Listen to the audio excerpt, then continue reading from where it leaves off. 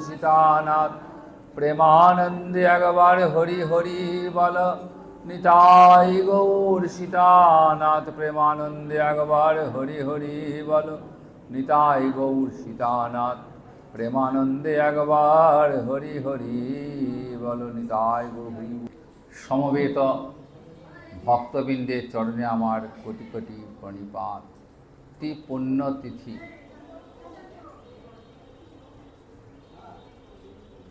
पुण्य बैशाख मास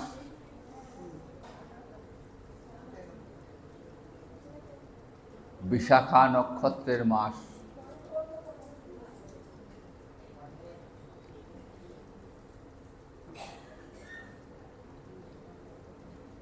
और ये पुण्य बैशाख मासे पुण्य एकादशी तिथि मोहिनी एकादशी।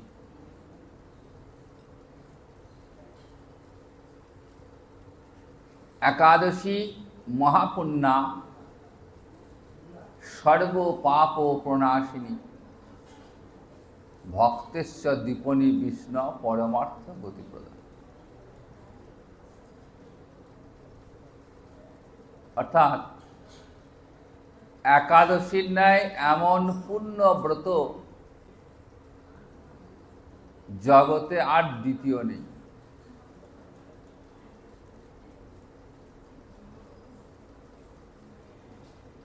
এই তিথির আর এক নাম হরিবাসর তিথি,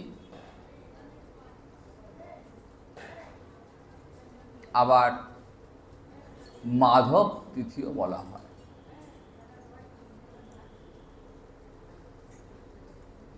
ভগবান শ্রীহরির অত্যন্ত প্রিয় দিন হলো এই একাদশী।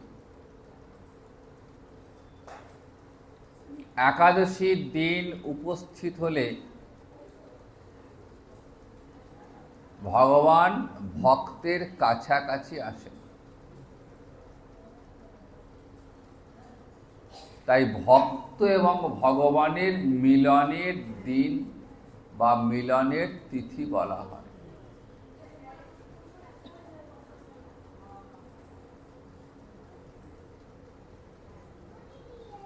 এই ব্রত পালন করলে কি হয়?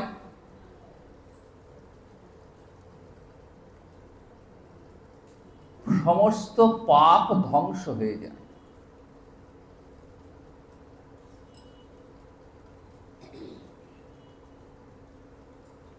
শুধু পাপই ধ্বংস হয় না,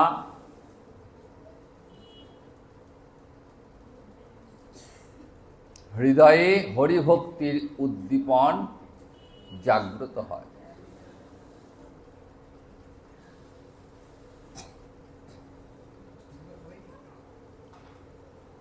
হরি ভজনের ইচ্ছা জাগ্রত হয়।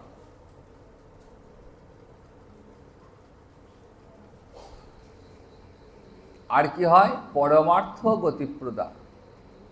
একাদশী পরমার্থ দান করতে পারে।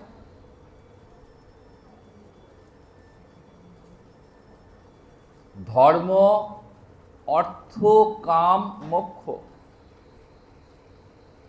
এই চারটিকে বলা হয় পুরুষার্থ, চতুর্বর্গ। এছাড়াও আরেকটি পুরুষার্থ আছে, পঞ্চম পুরুষার্থ বলা হয়। এই ধর্ম, অর্থ, কাম, মোক্ষ ছাড়াও জীবের আরেকটি পুরুষার্থ হলো রাধা গোবিন্দ চরণে, রাধা মাধব চরণে, গৌর নিত্যানন্দ চরণে প্রেম সেবা লাভ। প্রেমিক ভক্ত, নিষ্কাম ভক্ত বলেন যে আমার ওই ধর্ম, অর্থ, কাম, মোক্ষ চাই না,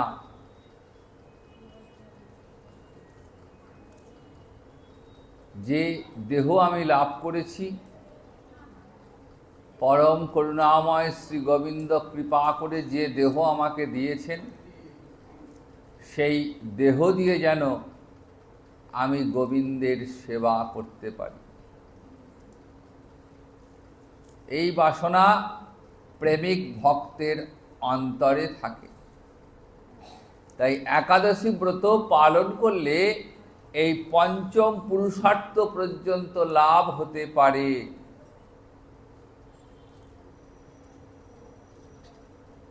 তো আজকে এই একাদশীর নাম মোহিনী একাদশী। বৈশাখ মাসের শুক্লপক্ষে যে একাদশী, সেই একাদশীর নাম মোহিনী একাদশী। কুর্ম পুরাণে এই মোহিনী একাদশী ব্রত মাহাত্ম্য বর্ণিত হয়েছে।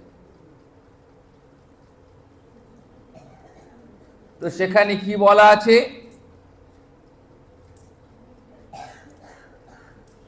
মহারাজ যুধিষ্ঠির কৃষ্ণকে বলছেন, হে জনার্দন, বৈশাখ শুক্লপক্ষিয়া একাদশীর নাম কি, এর কি ফল এবং বিধি কি আছে, সমস্ত কথা আমাকে বলুন। তখন ভগবান শ্রীকৃষ্ণ বলছেন, হে ধর্মপুত্র, আপনি আমাকে যে প্রশ্ন করলেন সেই প্রশ্ন পূর্বে শ্রীরামচন্দ্র বশিষ্ঠ মুনির কাছে এই একই প্রশ্ন করেছেন। তিনি বলছেন, হে মুনিবর, আমি জনকনন্দিনী সীতার বিরহজনিত কারণে বহু দুঃখ পাচ্ছি।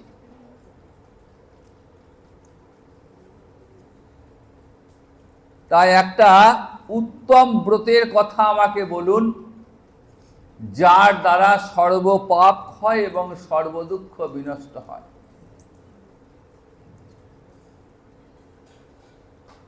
তখন বশিষ্ঠদেব বললেন, হে রামচন্দ্র, তুমি তো উত্তম প্রশ্ন করেছ। যদিও তোমার নাম গ্রহণেই মানুষ পবিত্র হয়ে যায়, তথাপি লোকের মঙ্গলের জন্য, জীবের মঙ্গলের জন্য তোমার কাছে সর্বশ্রেষ্ঠ এবং পরম পবিত্র একটি ব্রতের কথা বলছি। বৈশাখ মাসের শুক্লপক্ষে একাদশী, এটি মোহিনী একাদশী নামে প্রসিদ্ধ। এই ব্রতের প্রভাবে জীবের সকল পাপ দুঃখ অচিরেই নষ্ট হয়ে যায়।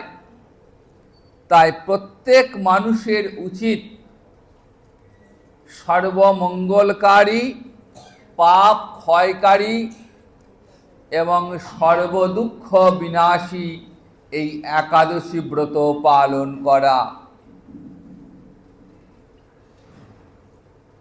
একাগ্র চিত্তে এই মহিমা শ্রবণ করো। এই মোহিনী একাদশী ব্রত শ্রবণ মাত্রেই সমস্ত পাপ বিনষ্ট হয়ে যায়।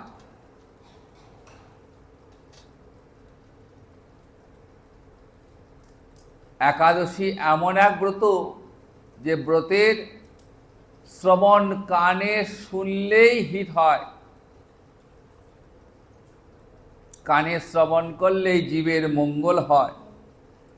পবিত্র সরস্বতী নদীর তীরে ভদ্রাবতী নামে এক সুশোভনা নগরী ছিল।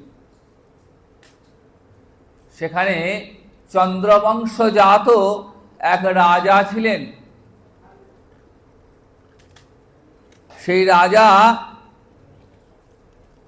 রাজত্বে এক বণিক বাস করতেন, তার নাম ছিল ধনপাল। তো এই বণিক ছিলেন অত্যন্ত ধনী এবং সমৃদ্ধশালী।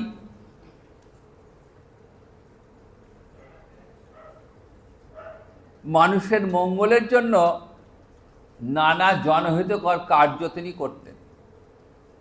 জলাশয় খনন, নলকূপ, উদ্যান, মঠ গৃহ নির্মাণ এই সমস্ত জনহিতকর কাজ তিনি করতেন এবং বিষ্ণু ভক্তি পরায়ণ ছিলেন।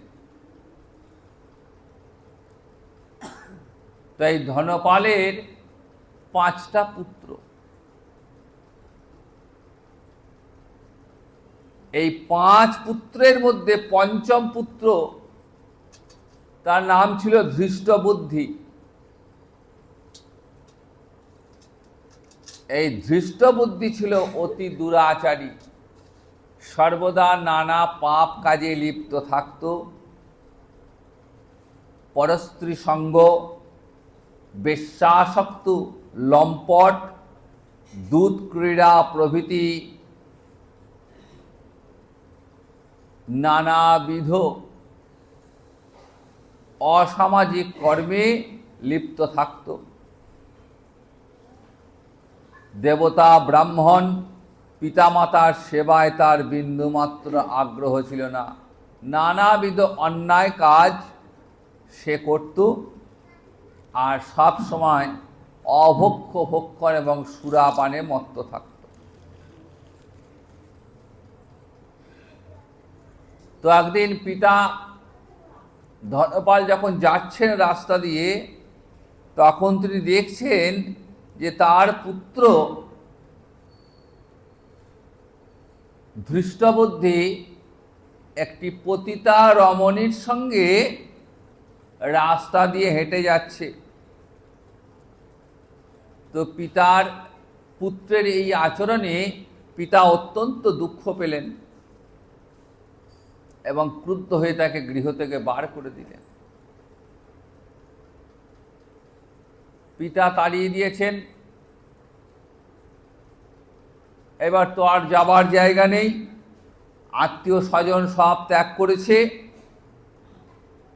নিজের যেটুকু অলংকার আদি ছিল সেইটুকু বিক্রি বাটা করে যতদিন চলল চালালেন। তারপর যে সমস্ত পতিতা রমণীর সঙ্গে দিন কাটাতেন তারাও পরিত্যাগ করল। অসহায় হয়ে, ক্ষুধায় তৃষ্ণায় কাতর হয়ে এবার চুরি করা শুরু করল। নিজে গ্রামের মধ্যেই চুরি করত, ধরা পড়ত, রাজা কাছে নিয়ে যাওয়া হতো। তো রাজা দেখছেন যে ধনপালের পুত্র পিতার পরিচয়ের জন্য পুত্রকে শুধুমাত্র তিরস্কার করে ছেড়ে দিত, কিন্তু তার এই চুরি করার বুদ্ধি কিছুতেই গেল না, দিন দিন বাড়তে লাগলো। শেষে রাজা একদিন কারাগারে বন্দি করল, বেত্রাঘাত করে কারাগারে বন্দি করে দিল। কিছুদিন কারাবাসের পর সে নগর ত্যাগ করে জঙ্গলে, বনে জঙ্গলে ঘুরতে লাগলো। ক্ষুধায় তৃষ্ণায় কাতর, অর্থ কিছু নেই। এবার বনের পশু পক্ষী হত্যা করে তাদের মাংস ভক্ষণ করত আর দুঃখময় জীবন যাপন করত। সারা জীবন দুষ্কর্ম করে এসছে। এই দুষ্কর্মের ফল তো ভোগ করতেই হবে। দুষ্কর্ম করে কেউ কখনো সুখী হতে পারে না। তো সেই ধৃষ্টবুদ্ধি নিজের কর্মের জন্য একসময় অনুশোচনা করতে লাগলো, কিন্তু তখন আর কিছু করার নেই। কিন্তু কোনো এক পুণ্য বলে সে একদিন কৌণ্ডিন্য ঋষির আশ্রমে উপস্থিত হলো। বৈশাখ মাস, ঋষি স্নান করে আশ্রমে ফিরছেন, আর শোকাকুল দৃষ্টবুদ্ধি তার সম্মুখে উপস্থিত হলেন এবং ঘটনাক্রমে ঋষির বস্ত্র থেকে এক ফোঁটা জল ওই ধৃষ্টবুদ্ধির গায়ে পড়ল।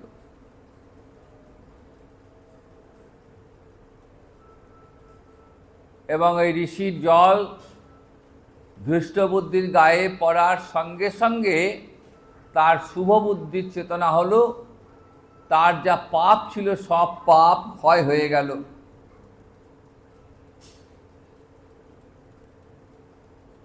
তখন সেই ঋষিকে প্রণাম করে বলছেন, হে ঋষি শ্রেষ্ঠ, আপনার পুণ্যের প্রভাবে আমি এই দুঃখ কষ্টময় জীবন থেকে মুক্তি লাভ করেছি, তা আমার কৃপা করে বলুন যে বৈশাখ মাসে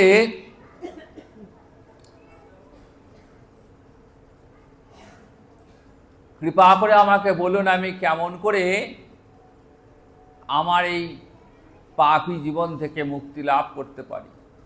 তখন ঋষি তাকে বললেন, বৈশাখ মাসের শুক্লপক্ষের যে মোহিনী নামে একাদশী রয়েছে, সেই একাদশী ব্রত পালন করো। এই ব্রত পালন করলে মানুষের বহু জন্মার্জিত পর্বত পরিমাণ পাপ রাশি ক্ষয় হয়ে যায়। জন্ম জন্মান্তরের যে পাপ, সেই সমস্ত পাপ ক্ষয় হয়ে যায় এই একটা মাত্র ব্রত পালনের দ্বারা।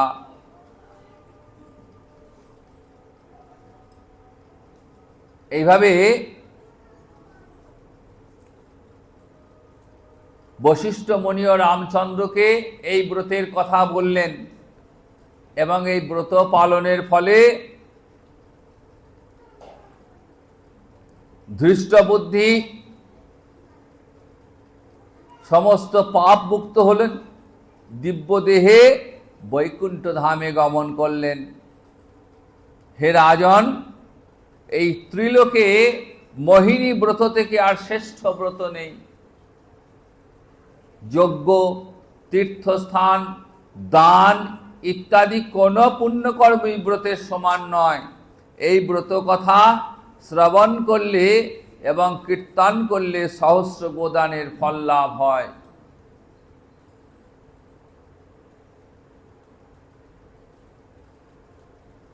তো এই মোহিনী ব্রত পালনে জীবের দুর্গতি নাশ হয়, জীবের পাপ মুক্তি ঘটে। একাদশী এক মহাপুণ্য ব্রত। শাস্ত্রে প্রতি মাসে 2টি করে ব্রত পালনের বিধান রয়েছে। একটি কৃষ্ণপক্ষের একাদশী আর একটি শুক্লপক্ষের একাদশী।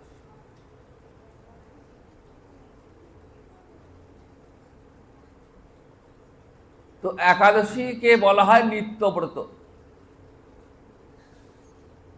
নিত্যব্রত কোনগুলি? যেগুলি শাস্ত্রে বিধি রূপে থাকবে। জগতে যত শাস্ত্র রয়েছে, বেদ, পুরাণ, মহাভারত, রামায়ণ আদি সমস্ত গ্রন্থে একাদশীর মহিমা বর্ণিত হয়েছে। 4 যুগে একাদশী ব্রতের মহিমা বর্ণিত হয়েছে।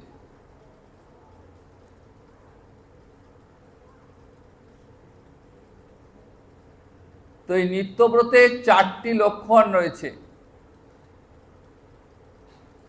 প্রথম লক্ষণটি কি বললেন? যে ব্রতটা পালন করলে ভগবান শ্রীহরি প্রীত হন, সন্তুষ্ট হন।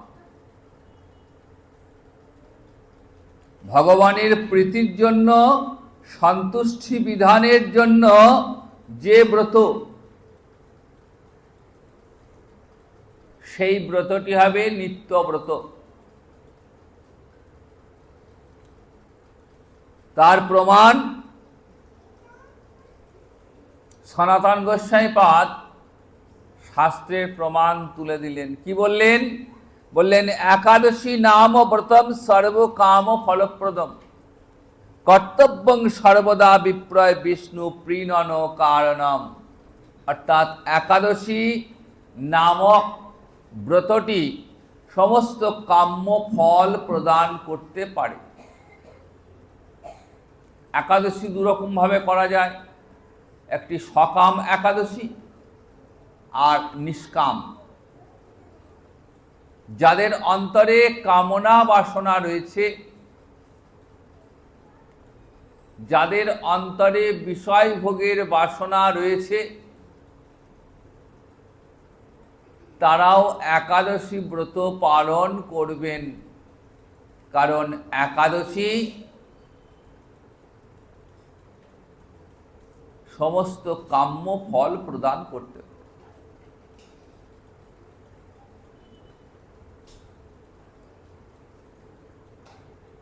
যেমন যদি একাদশীর নিকট কেউ দেহের রোগ মুক্তি প্রার্থনা করেন,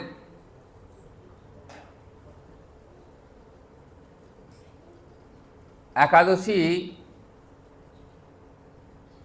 সেই মনোবাঞ্ছা পূর্ণ করবে। কেউ যদি গৃহ শান্তির কামনা করে ব্রত পালন করেন, গৃহে শান্তি বজায় থাকবে। কেউ যদি ঐশ্বর্য প্রার্থনা করেন,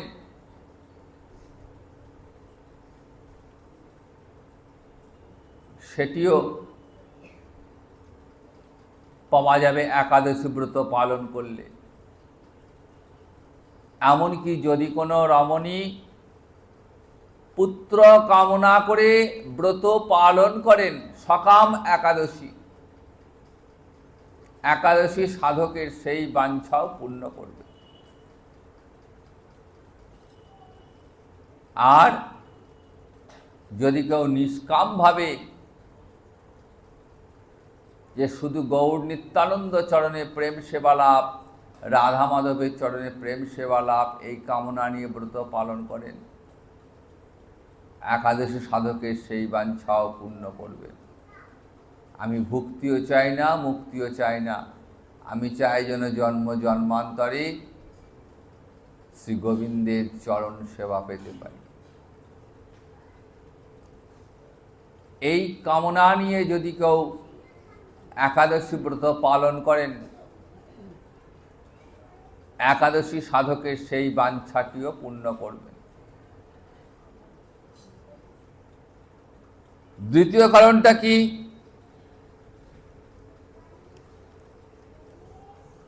না, যেটা শাস্ত্রে বিধিরূপে থাকবে।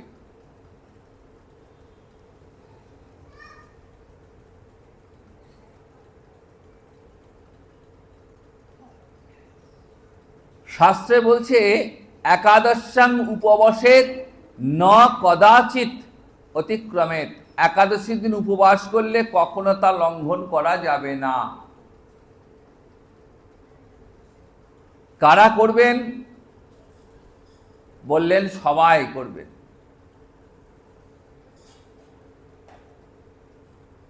জাতি ধর্ম বর্ণ নির্বিশেষে সকল ধর্মের, সকল বর্ণের, সকল আশ্রমের গৃহী সন্ন্যাসী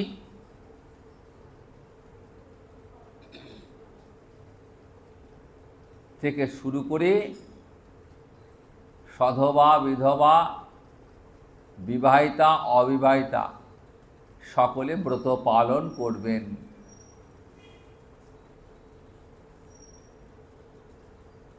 শাস্ত্রের প্রমাণ দেখিয়ে দিয়ে বললেন যে শাস্ত্রে বলা আছে স্বপুত্রশ্চ স্বভার্যস্য স্বজনই ভক্তি সংযুত একাদশাং উপবাসের পক্ষয় উভয়ের অপি। পরিবারের সকলকে নিয়ে উভয় পক্ষের একাদশী ব্রত পালন করবে। একাদশী দিন উপস্থিত হলে মহাপ্রভু নিজ জননীকে কথা বললেন যে মাতা একাদশীতে কভু অন্ন না খাইবা। নিজে একাদশী ব্রত পালন করতেন এবং মাকে উদ্দেশ্য করে জগতে জীবকে উপদেশ দান করলেন যে একাদশীর দিন যেন কখনো অন্ন গ্রহণ করবে না। আর যেহেতু নিত্যব্রত, সর্বাবস্থায় ব্রত পালন করতে হবে। জন্মাশৌচি হোক আর মরণাশৌচ হোক বা যে কোনো অশৌচ হোক, নিত্যব্রত কখনো লঙ্ঘন করা যাবে না। 8টি মহা দ্বাদশী ব্রত আছে। এই বছরে 24টা একাদশী, আর মলমাস পড়লে আর দুটো বাড়তি একাদশী হয়। সেই দুটি ছাড়া 8টা মহা দ্বাদশী আছে। ওই মহা দ্বাদশী প্রাপ্ত হলে একাদশী ব্রত পরিত্যাগ করে মহা দ্বাদশী ব্রত পালন করতে হবে, শাস্ত্রের নির্দেশ।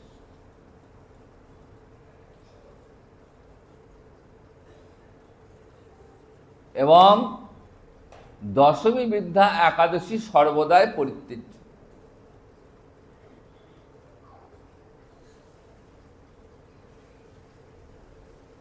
একাদশী ব্রতের আরেকটি লক্ষণ বৈশিষ্ট্য, ভোজনে নিষেধ। একাদশী মানেই উপবাসের তিথি। একান্ত অপারগ হলে অনুকল্প গ্রহণের বিধান শাস্ত্রে রয়েছে, কিন্তু অন্নাদি পঞ্চশস্য গ্রহণ একদম নিষিদ্ধ।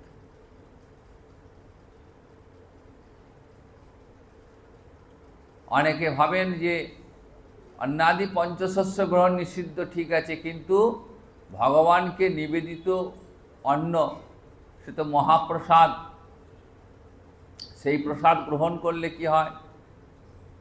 বলছেন সেই প্রসাদ গ্রহণ করা ওই দিন যাবে না, কারণ মহাপ্রসাদ গ্রহণ করলে আর কোনোদিনই একাদশী ব্রত পালন হবে না। তাই ভগবানকে নিবেদিত মহাপ্রসাদ রেখে দিতে হবে। পরের দিন দ্বাদশী ব্রত, দ্বাদশী পালন করে ওই প্রসাদ গ্রহণ করা যেতে পারে, বা যারা ব্রত পালন করেন না তাদের মধ্যে বিতরণ করা যেতে পারে, কিন্তু কোনোভাবেই মহাপ্রসাদী অন্ন ওদিন গ্রহণ করা যাবে না। আর চতুর্থ লক্ষণে কি বললেন? অকারণে প্রত্যব্যয়। একাদশী ব্রত না করলে পাপ হয়। একাদশীতে যিনি অন্ন গ্রহণ করেন তিনি পিতৃপুরুষের সঙ্গে নরকে গমন করেন। একাদশীর দিন অন্ন গ্রহণ করলে নরকগামী হতে হয়, কারণ ওই দিন পাপ পুরুষ ওই অন্নাদি পঞ্চশস্যকে আশ্রয় করে থাকে। যখন ভগবান জীব সৃষ্টি করলেন, জীব সৃষ্টির পাশাপাশি তিনি একটি পাপ পুরুষকে নির্মাণ করলেন।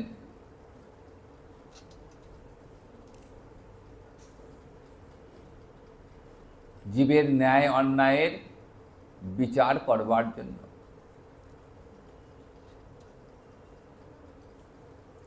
তো একদিন ভগবান যমালয়ে এসছেন যমরাজের কাছে। দেখছেন যমের যেটা দক্ষিণ দুয়ার, সেই দক্ষিণ দুয়ারের দিক থেকে তীব্র আর্তনাদ ভেসে আসছে।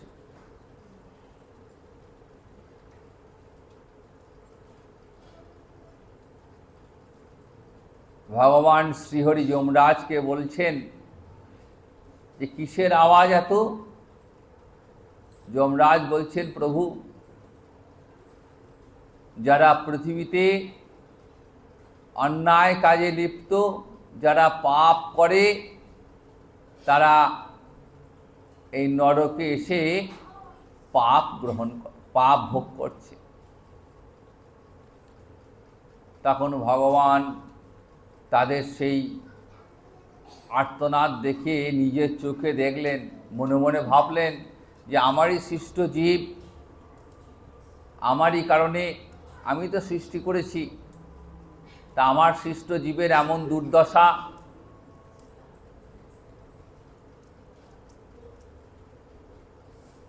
তখন ভগবান সেই সমস্ত জীবকে একাদশী ব্রত পালন করালেন। একাদশী ব্রতের প্রভাবে এই সমস্ত জীব পাপ মুক্ত হলেন।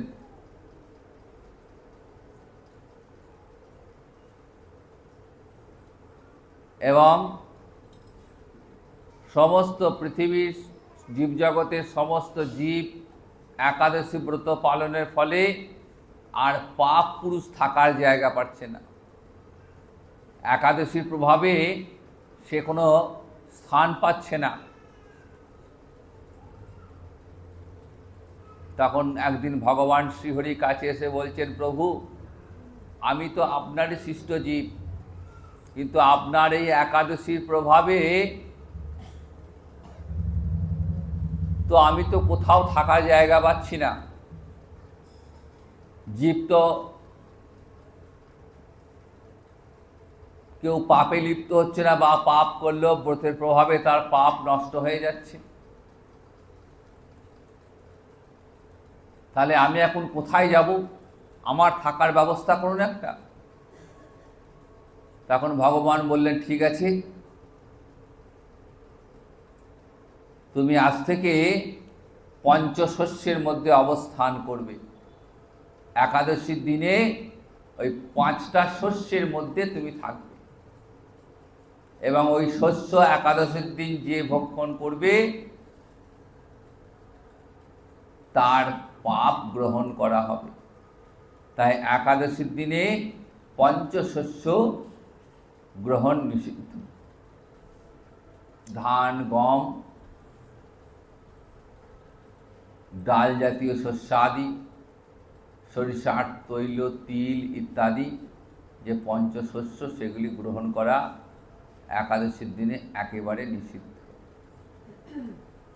কি গ্রহণ করা যাবে? অনুকল্প, দুগ্ধ, ফলমূল আদি গ্রহণ করা যেতে পারে।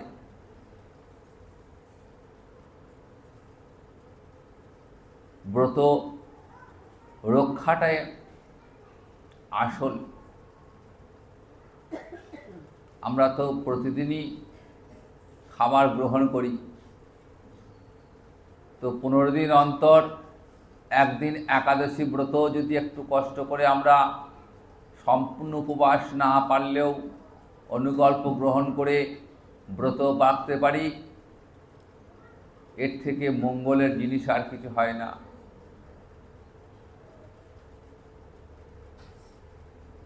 ভগবান শ্রীহরি প্রীত হন, সন্তুষ্ট হন এই ব্রত পালনের দ্বারা। এদিন গৌরহরি কি করতেন? হরিবাসর করতেন। ভক্তবৃন্দকে সঙ্গে নিয়ে রাত্রি জাগরণ, হরিবাসর। বাসর মানে দিন, যেমন বিবাহ বাসর। বিবাহ বাসরে কি হয় আমরা জানি, যে নব বর এবং বধূকে বিবাহের পর তাদেরকে নিয়ে আনন্দ উৎসব করা হয় রাত্রি জাগরণের মাধ্যমে। তো হরিবাসর মানেও তাই, ভগবান শ্রীহরির প্রীতি বিধানের জন্য, সন্তুষ্টি বিধানের জন্য দিন রাত হরিবাসর করতে হয়। এই হরিবাসর হচ্ছে একাদশীর বিধান। শ্রীহরিবাসরে হরিকীর্তন বিধান। নিত্য আরম্ভিলা প্রভু জগতের প্রাণ। দেখুন, হরিনামে হরিবাসর করলে, হরিনাম করলে কি হয়?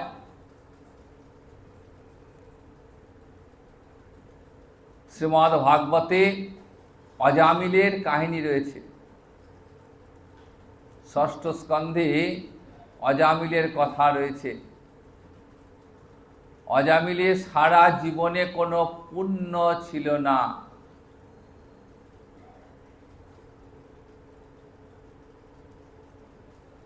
নিজের ঘরে যোগ্য পত্নী ছিল, পিতা মাতা ছিল, কিন্তু সমস্ত কিছু ত্যাগ করে পিতার জন্য যজ্ঞের কাঠ আনতে গেছিলেন একদিন। সেখানে গিয়ে এক অতি নীচ শূদ্রাণীর পাল্লায় পড়ে আর বাড়ি ফিরলেন না, সেই শূদ্রাণীর সঙ্গে গৃহে জঙ্গলে থাকতে লাগলেন। কান্যকুব্জ গোত্রীয় উচ্চকোটির ব্রাহ্মণ ছিলেন, কিন্তু কর্মের পাকে তিনি ওই গৃহ ত্যাগ করে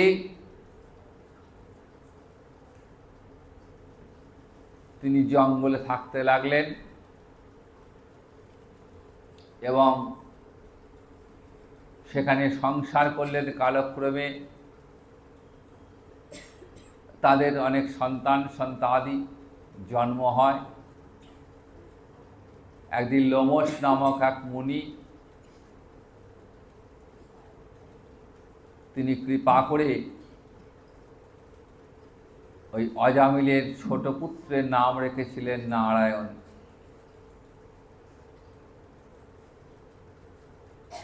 মৃত্যুর সময় অজামিল শুধু ওই নারায়ণ নামটা উচ্চারণ করেছিলেন। যেদিন থেকে লোমশ মুনির নামকরণ করলেন, সেই দিন থেকে অজামিল এবং তার স্ত্রী দিবারাত্র নারায়ণ নারায়ণ করে ডাকতে লাগলেন। ছোট পুত্র, স্নেহের পুত্র, তাই ওই নামটি বারবার মুখে উচ্চারণ করতেন। যতবার উচ্চারণ করতেন ততবার তাদের পাপ খণ্ডন হতো, কারণ সেটা ছিল সত্যযুগ। সত্যযুগে নামাভাসেই জীবের মুক্তি। নাম নিতে হবে না, নামাভাস অর্থাৎ হরি নারায়ণ এই সমস্ত নামকরণ যদি করা হয় পুত্র বা পরিবারে কারো, আর সে নাম ধরে যদি ডাকা হয়, তাতেই জীবের মুক্তি হয়ে যায়। এই অজামিল তার প্রমাণ।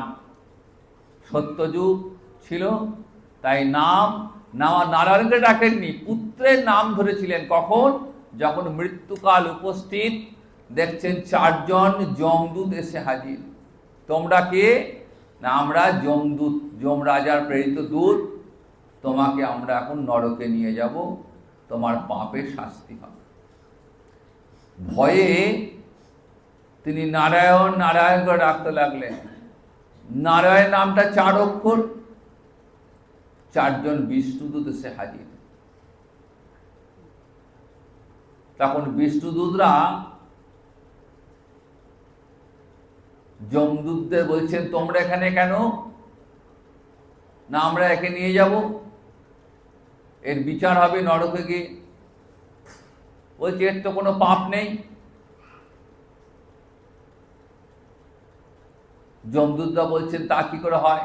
এর তো সারা জীবনে কোনো পুণ্যকর্ম নেই। পিতামাতাকে কষ্ট দিয়েছে, ঘরে প্রতিব্রতা সতী স্ত্রী তাকে ত্যাগ করেছে, হেন অন্যায় কাজ নেই যে সে করেনি। বলছেন, তাহলেও সে মৃত্যুর সময় আমাদের প্রভুর নাম নিয়েছেন, বৈকুণ্ঠেশ্বর নারায়ণের নাম নিয়েছেন, সুতরাং সে এখন বৈকুণ্ঠেই যাবে। যমদূতরা ফিরে গিয়ে যমরাজকে বললেন যে, প্রভু, আনতে গেলাম কিন্তু বিষ্ণুদূতরা বাধা দিল, নিয়ে আসতে দিল না। কেন? না, বলছে নাকি মৃত্যুর সময় সে নারায়ণের নাম নিয়েছে,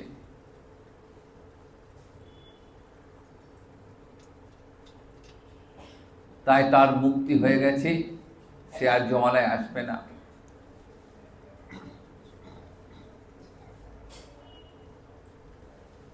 যমরাজ চিন্তায় পড়ে গেলেন যে এর বিধান তোমার জানা নেই।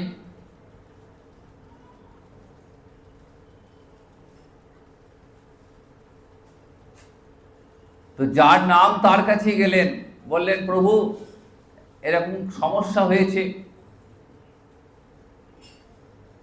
তখন ভগবান শ্রীহরি বলছেন, দেখো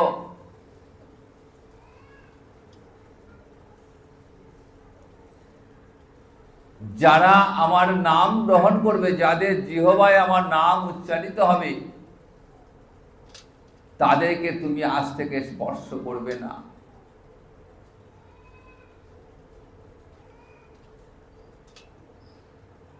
অজামিল দেখছেন যে আমার তো সারা জীবনে কোনো পুণ্যই নেই, সব পাপ, শুধুমাত্র ওই নারায়ণ নামটা দেখেছি, তাতেই আমার এমন মুক্তি। তাহলে যদি আমি আদর করে ভালোবেসে ডাকি তাহলে কি হবে? এই কথা ভেবে অজামিল বাকি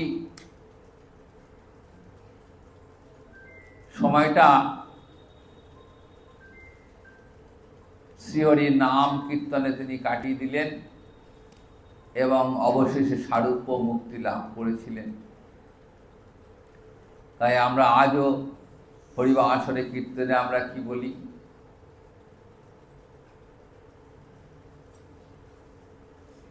যার নাম শ্রবণে সংসার বন্ধ ঘুচে, হেন প্রভু অবতরী কলিযুগে নাচে। যার নাম নইয়া সুখ নারদ বেড়ায়, সহস্র বদনে প্রভু যার গুণ গায়। যার নামে বাল্মীকি হইল তপোধন, যার নামে অজামিল পাইল মোচন। বাল্মীকি দস্যু ছিল, আমরা সবাই জানি। রাম নামটা ঠিক করে উচ্চারণ করতে পারত না, উল্টে বলতো মরা মরা মরা মরা মরা করতে করতে করতে করতে এই রাম নামটা মুখ দিয়ে বেরিয়ে পড়ল, এক নামেতেই মুক্তি হয়ে গেল। অজামিল মৃত্যুর পূর্বে শুধু নারায়ণ নাম ডাকলেন, তাতেই অজামিলের মুক্তি লাভ হয়ে গেল। হনুমান শুধুমাত্র রাম নাম গ্রহণ করে সাগর পার হয়ে গেলেন, অত বড় সমুদ্র, মহাসমুদ্র পার হয়ে গেলেন। সুতরাং হরিনামের এমন শক্তি, রাম নামের এমন শক্তি, কৃষ্ণ নামের এমন শক্তি যে কেউ যদি হৃদয় দিয়ে একবার যদি সেই নাম উচ্চারণ করে তাহলেই তার মুক্তি হয়ে যাবে। তো আজ সেই পূর্ণ একাদশী তিথি, একাদশীতে হরিনামটাই বিধান। প্রভুর আরতি পরে হরিবাসর কীর্তন হবে। তাই আজ আমি এখানেই বিশ্রাম নিচ্ছি। জয় নিতাই, জয় রাধে গোবিন্দ, জয় রাধে গোবিন্দ, রাধে গোবিন্দ, জয় রাধে গোবিন্দ, রাধে গোবিন্দ, জয় রাধে গোবিন্দ, রাধে গোবিন্দ, জয় রাধে গোবিন্দ। শ্যাম সুন্দর মদন মোহন বৃন্দাবন চন্দ্র, শ্যাম সুন্দর রাধে গোবিন্দ, জয় রাধে গোবিন্দ,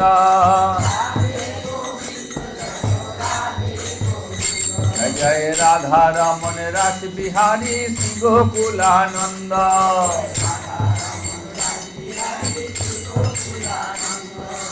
রাধে গোবিন্দ, জয় রাধে গোবিন্দ,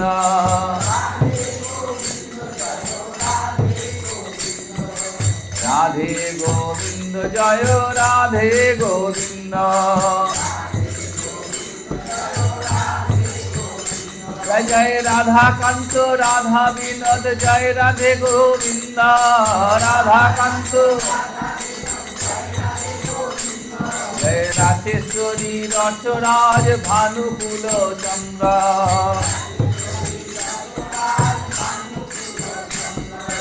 রাধে গোবিন্দ, জয় রাধে গোবিন্দ, রাধে গোবিন্দ, জয় জয় ললিতা বিশাখায়াবি যত সখী বৃন্দা, জয় জয় শ্রীরূপা মঞ্জরি রতি মঞ্জরি আনন্দ, শ্রীরূপা মঞ্জরি রতি রাধে গোবিন্দ জয় রাধে গোবিন্দ।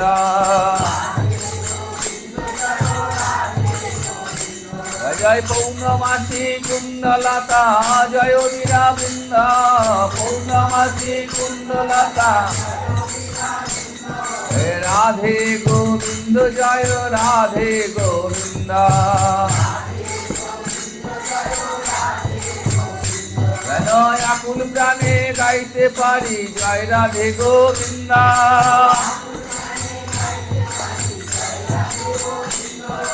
রাধে গোবিন্দ জয় রাধে গোবিন্দ।